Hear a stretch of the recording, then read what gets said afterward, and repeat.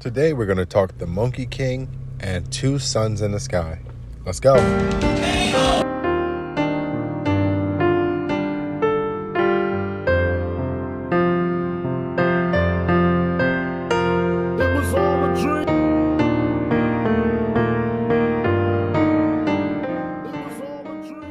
In this series, I'm going to continue to talk about the Monkey King and how the Monkey King is an allegory, or it's a myth or folklore, which are allegories for the sky, but also spirituality, as the Monkey King is shown to have inspired many of our Western culture's stories, but also our religious texts, as I'll demonstrate throughout this series. The Monkey King story seems way more important to a lot of the narratives that were given than originally thought. And throughout this series, I'm going to demonstrate that. But in this video, I just wanted to focus on a simple concept that I see as a reoccurring theme in stories that are influenced by the Monkey King, but also the Monkey King story as well. And that is this concept of two suns.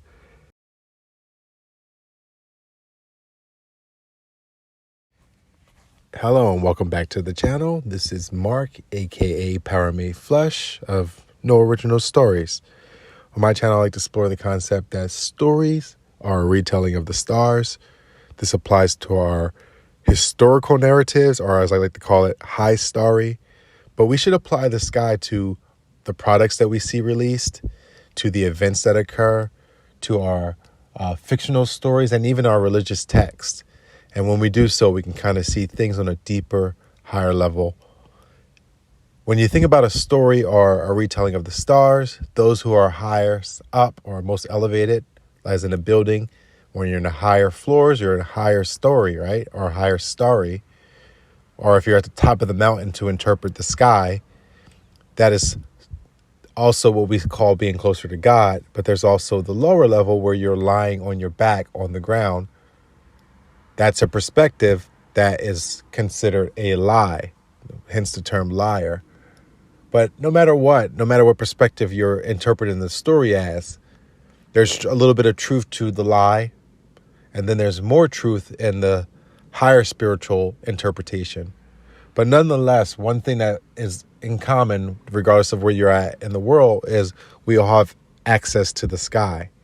And that's what I like to explore in this channel is with censorship, with technology, with misinformation, media, different cultures limiting beliefs, there's something that connects us all, and it's the sky. And I think it's something that we've undervalued. If you look at when you're driving in a car or you're out, at least 1/3 to 2/3 of what you see out of your eyes is the sky. And, skyscrapers do a great job of blocking that, buildings and so forth. But it's a big deal, I think, because it takes up most of your visual field. And yet none of us really pay attention to it, or we were taught not to pay attention to it. And this is where I think we need to get back to. And that's one thing that my channel tries to do, or I'm attempting to do personally. So with that being said, I want to continue where we're at with this Sun Wukong character and the Monkey King. As I've outlined in previous videos, this is the year of the dragon being associated with the monkey. You're seeing a lot of Monkey King characters come out on the world stage, where we had Godzilla x Kong. I've outlined that in the first video, the first couple videos of this year. But the monkey and the dragon should often be associated or thought of together, where they're either rivals or they have an affinity together. I like to call it like a mercurial tie, like the tortoise and the hare. When they come together, they're strong, but the story is also strong when they're fighting each other. There's an important lesson or aspect of nature in their combination. And with that being said, you're seeing a lot of monkey things this year. And they're doubling down on it towards the end of the year with the new Mufasa, which is a Lion King story, and the lion, the cat, and the monkey, the cat, and the dragon are often associated. For instance, Aang the Avatar is the Monkey King, but he dates Kitana or Katara, which is a kitten, Kit. Same thing with like Liu Kang the monk. He dates Katana, not by coincidence. You can do this all the time with anyone that you identify as the Monkey King. Often their wife or girlfriend will be the cat, and that's because they're personifying the sky. So you're seeing a lot of that go on. We have the new Mufasa movie coming out. There's even the Wicked movie coming out, and they do a big deal of showing the monkeys. They even shook up the casting for the witch, not by coincidence, because they're playing on this monkey concept. And, the Wizard of Oz story, which that's based on, has the flying monkeys in it, not by coincidence. So, I think we'll probably see a lot more before this year is done of the monkey versus dragon, or monkey and dragon working together. And, so that's what kind of inspired me to work on the Sun Wukong or Monkey King series. Now, in this video, I want to focus on the specific concept that I see as a recurring theme in the Monkey King stories, or stories inspired by it, which is this concept of two suns in the sky. So it's important to note that when I think about the sun, I don't think about it only as a heavenly body in the sky. I apply the word in all of its meanings that I can think of at the moment to try to have a higher kind of interpretation of whatever's being shown to me. So a sun in the sky.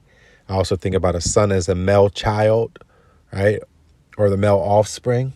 But then also the sun could be applied to a spiritual concept where we are persons, right?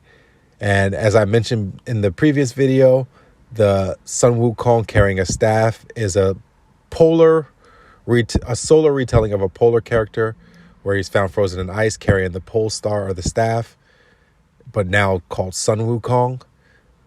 So with that being said, we're also called people.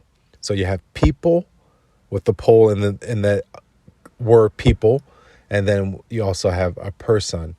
And so when I think about the three types of suns, I'm thinking about the sun in the sky, a person, which is our ego or alter ego or our spiritual self, us, and then our spirit, right? And then also the offspring as in a male child. And all these concepts will be important as we progress, especially the male and the gender, but also two actual physical bodies of two suns in the sky.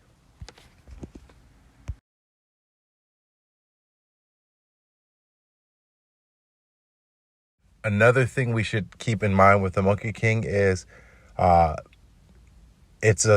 the monkey is a zodiac sign, so you're looking at sun and moon. Old Testament, New Testament. Goku, for example, from Dragon Ball, in the first series, he was a moon-based monkey, right, where the moon made him turn into a giant ape. So under the influence of the moon, the influence of the moon. But then in the second series, they were sun-based, where his hair turned blonde. He became angel or angle-like, angles of the sun. And in the newer series, I think his hair turns blue, pink, but then also you're seeing the colors of hair being like associated with blue, green, and this happens to the Goku character is what made me think of it. And the blue-green is associated with Polaris, the North Star, the Aurora lights, so to say. And if you ever notice in our world, a lot of people are having these off-color pink or blue hair colors or dye. And I think that's just really a play on the Aurora lights coloring of hair. But nonetheless, gender is something you should pay attention to, because the torch is often passed from masculine to feminine in these age swaps, as demonstrated in the Monkey King characters. And the Monkey King will often be feminine, where, he's kind of like fruity. You don't know if he's gay or not. Or sometimes it's a woman Monkey King, a female Monkey King. And then sometimes it's a male with a female's voice, or vice versa. And this is done by design. Even stories that encode the Monkey King are playing this kind of thing, where the cast is playing this, where there's a voice actor who's a female for a male character, or the directors change their gender. Whenever you see these kind of things, don't just think they're coincidence. The cast and the directors, I would say, are also a part of the game, whether they know it or not. But they're playing this kind of encoding of this symbolism in their interactions and behaviors on the world stage. So with that being said, the gender bending or gender swapping of roles or actors or the cast, you should pay close attention to in these kind of stories. So let's get into two suns. So we're going to go over a couple characters that are examples of Monkey King based characters and the stories that they have two sons with. So an important thing to note is that the Monkey King character will appear in stories where the end of the world is there, where the Monkey King is kind of an avatar to lead us into the new age, or that Monkey King comes to end the current age after all the turmoil. So you should always associate the changing of an era with the Monkey King. And this plays important into the concepts that we'll focus on regarding gender, regarding sons as from father to son or mother to son. That's a new generation, right? So you're always going to see that the switching of an age or the solidification of an age ending, the Monkey King will be associated with. And, if you think about where we're at right now, it's 2024, the end of the clock. We know that, our world's out for some big changes. We're going into this Polaris X age. And, I'm not surprised that there's such a bombardment of Monkey King products coming out. But with that being said, just keep in your mind that you should always associate the Monkey King with the ending or changing of an age. So we'll start with this character, Sun. The character's name is literally a play on both two sons. This is a character who's in the center of this picture from a game called Marvel vs. Capcom 2. Capcom is a fighting game company that's famous for Street Fighter. And in the past, they used to make Marvel games where they had X-Men fighting games, Marvel superheroes like Iron Man and so forth. But there's this game that's a combination of both crossover and X, which is a play on the North Star, with Street Fighter and X-Men and Marvel characters all combating it out. And they even had some other Capcom characters. Well, in this game, it's called a New Age, Marvel vs. Capcom 2, a New Age of Fighters. So the New Age, or the transitioning to the age, will always be associated with the Monkey King. And on some covers of that game, the Monkey King is the character who's dead center. Well, they introduced a new character named Sun. And Sun is a previous a previous Capcom game, but it was the male version. So now they introduced a new version. I'm not sure if it's the daughter or not, but it's the female. And we see this kind of transition from male to female, even in something like the Star Wars, where the recent trilogy has the female version of hero. And not by coincidence, this is important to remember. Well, anyway, this character, Sun, she has her pole or her staff, the pole star. She can turn into a giant gorilla or ape. And she's a female character. And she was added into that game because the game is a transition point from the old age to the new age.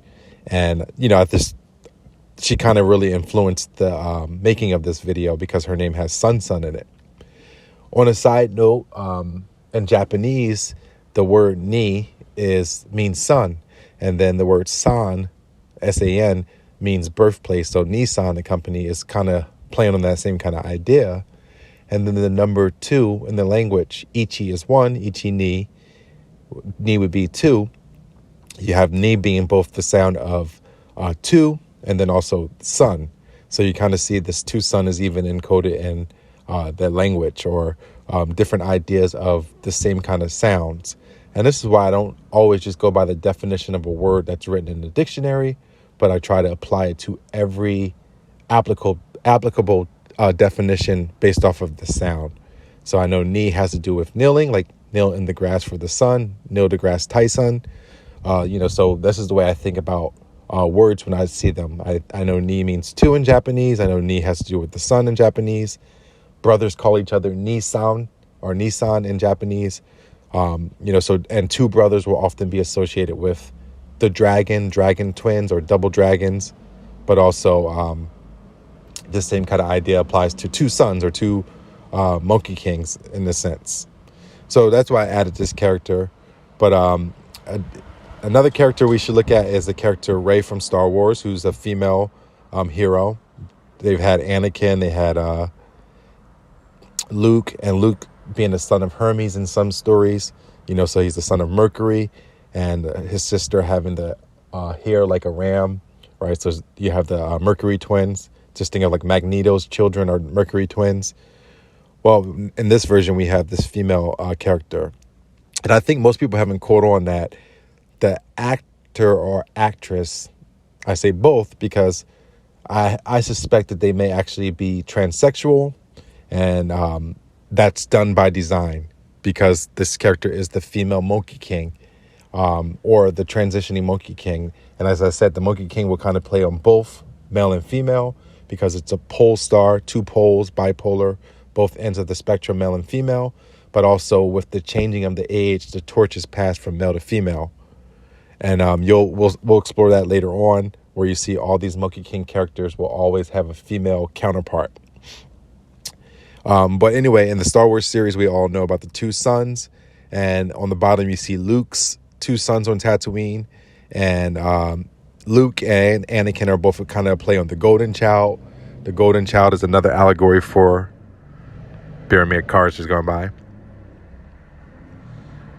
Luke and Anakin are both a play on the Golden Child, but what I want to just reinforce is you see the igloo-shaped house on Tatooine because it's a play on solar from polar retelling. And they even double down on this where, there's scenes where Luke is frozen or found frozen in the ice. A lot of Monkey King characters will often be found frozen in the ice at some point in the series. But anyway, if you pay attention to the cast of characters in the Rey story from Star Wars, they all directly look like the character or the cast from Journey to the West, where there's a girl named Rose, which is a play on the North Star. She looks like the pig from Journey to the West. John Boyega was specifically put in that role because of his appearance. If you think about the Monkey King storyline, and the name John is synonymous with Mercury. Just think about John Connor is always appearing in Terminator films, where he's fighting the liquid mercury or liquid metal Terminators. And then we have John Boyega fighting Captain Phasma Mercury. So always pair the name John with Mercury. And there's plenty of different ways to say John, like Johannes, which would be Han. But then we also have Jean in French, which is like Jean. So I'll make a separate video on that, but just a good side note. But anyway, the Star Wars series has the two suns in the sky. And, with Luke, you see R2. There are two suns in the sky. And the motto that the Jedi always say is, there's always two. There are a master, a masked star, and an apprentice. So, there's almost like two, one that we can see, one Sith that makes themselves invisible, apparent, and then another one who's hidden, but I think that's actually a play on the two suns. Because two sons are a big theme in that story. But you see R2 looking at the two sons. They're R2. And I just thought I'd added that. There's another story, The Chronicles of Riddick. There's a scene where there's two suns and an eclipse is about to happen with these monsters that are the dragon, right? During the year of the dragon. Kind of playing on that idea. And Riddick is a character who is also in one movie found frozen in the ice. So you kind of see the same kind of play going on. And the movie starts off with them awakening from cryo. So you see these kind of characters have a polar base that's then later on turned into solar. And if you think this is an important concept to Riddick, that blue crystal they find in that movie can be aligned with Captain America. A lot of characters who are found frozen in the ice kind of have that blue crystal. Jack from Titanic, that matches the same stone of the Tesseract that Captain America had, found frozen in the ice. So you see this reoccurring theme. I added this picture of Christ, right? Because Christ is, whether historically real or not, whether you believe or not, I'm not trying to challenge any religion, but it also is an allegory for the sun. So you see the second coming of the sun. There will be two suns in the sky. The sun, as in the physical sun of God, right? And then also, the solar body in the sky, but then also the Savior, And there's different depictions of Christ. As I've mentioned, most of the Monkey King characters will be born in the winter. Christ is born in the winter, right? December. And then he's also in a cradle. Like all these Monkey King characters will often be found in a cradle. Like the Dragon Ball characters, Superman comes with the cradle. Captain America becomes Captain America due to the cradle. So the cradle is a big important concept. and then also like a red cloth or a red cape, as we'll explore in a later video. But you see Christ carrying, in some depictions, a shepherd's staff, which is a pole, but then also the cross, which is an X, right? Or the North Star, an X. So, I just wanted to add that in because the second coming, or the transitioning from one age to another age, will happen with Christ's return. And as we know, Christ comes back for his bride.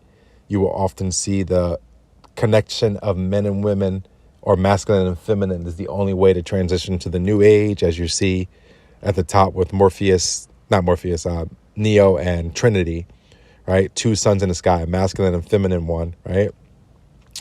So I just wanted to kind of start that because it will be transitioned into our next one.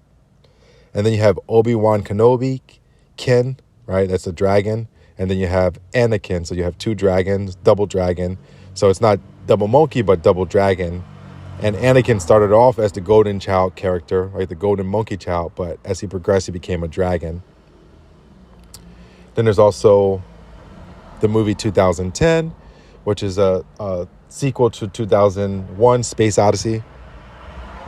And 2001 Space Odyssey is about the monkeys, right, that discovered the monolith. So you have a Monkey King story encoded. But that movie, at the end of 2010, there's two suns that appear in the sky, kind of marking the transition to a new age. And I just wanted to kind of highlight that here. So I put this picture together to kind of reinforce this idea of the two sons. We have two sons on Tatooine, and two sons and a daughter are an important theme. Remember, the Monkey King has two sons, right? So you think of Anakin and then Luke, and now the daughter, right? And this is just symbolic in Rey, right? But you see Rey carries the pole star just like the Monkey King and son's appearance on the right. And then they're both eating the dragon fruit. And I go back and forth where I'm wondering if the rainbow is a play on the dragon fruit, right? The rainbow to the new age. If you think about the Noah Ark story, it goes from one age to a new age, or chasing the rainbow. Thanos chases the rainbow. Thanos is a personification of the moon. So an inverse, a moon-based Monkey King chasing the rainbow or the dragon fruits. So you kind of see this reoccurring theme of the rainbow. But anyway, in Star Wars, you have the golden child in Anakin, the golden child in Luke. And then Rey has dark hair, but at the end of the series, she gets the gold lightsaber. And I added this, to show that Chewie's kind of playing both the Ursa Major, the bear, but then also is there also to highlight the monkey. And you see Sun is associated with the monkey. Another thing I noticed about these depictions that we always get of two suns in the sky is either the suns will be, one will be higher and one will be lower to each other, even though they're close to each other, or one will be directly on top of each other, almost always signifying the axis, the pole, the axis, the north and south, or the magnetic poles.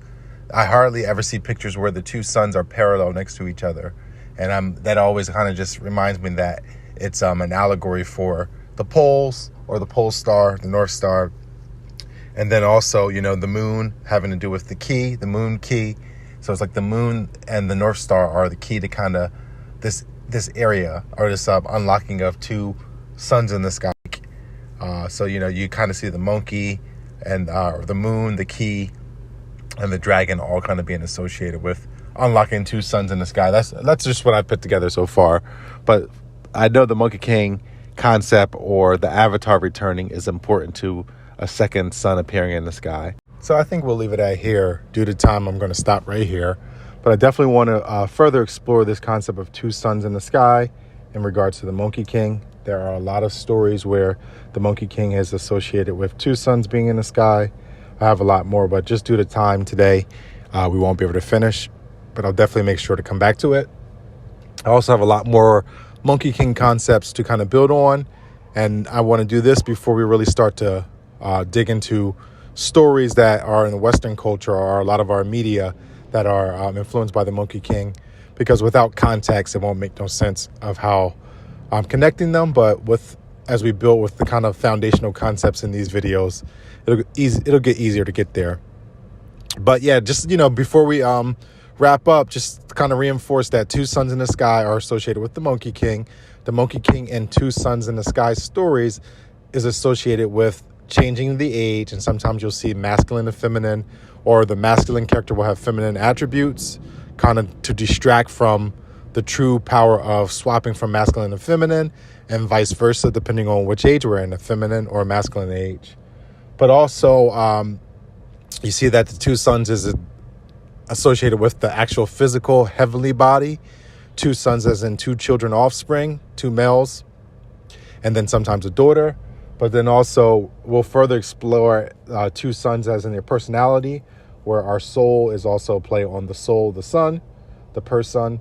So you'll sometimes see the ego or the second identity of a person being a play on kind of two sons, a hidden spiritual one that's kind of ruling or running the second son. I'll make it into another video. If I have to go, I'll make a third video. There's a lot more concepts and information and stories that have two sons in the sky that are Monkey King stories that I want to share. But just due to time, I'm going to stop this video here. But with that being said, thanks for watching.